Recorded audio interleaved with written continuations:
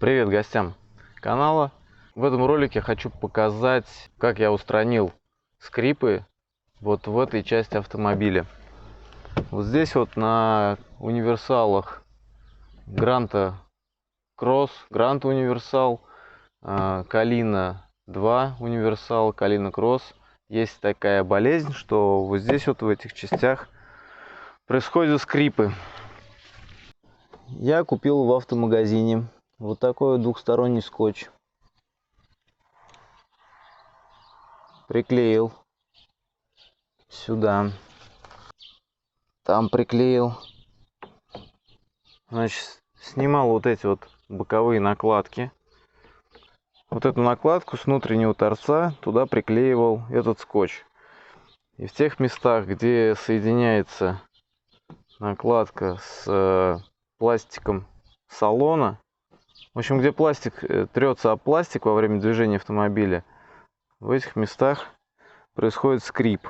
Поэтому вот эта вещь, такой автомобильный скотч, помогает. Конечно, можно использовать более интересные, более хорошие материалы, более мягкие, вот, но этот способ тоже работает. Эту боковую накладку снять оказалось не так-то просто. Здесь винт, здесь винт, здесь винт, и там внутри, вот там внутри, там еще есть винт или гайка, я сейчас не помню, но в общем не сразу до меня дошло, как это все разобрать. Где-то там внутри нужно еще одно крепление откручивать.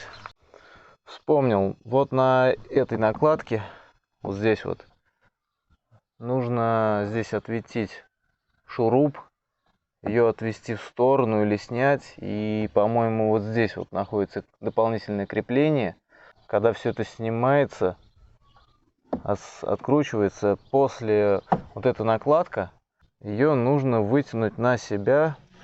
Ремень так и остается. То есть ремень остается на месте, ничто откручивать его не нужно.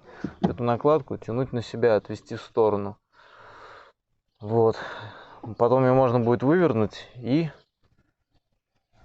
изнутри вот тут вот потом проклеивать. У меня вот таким образом сделано. Спасибо за просмотр.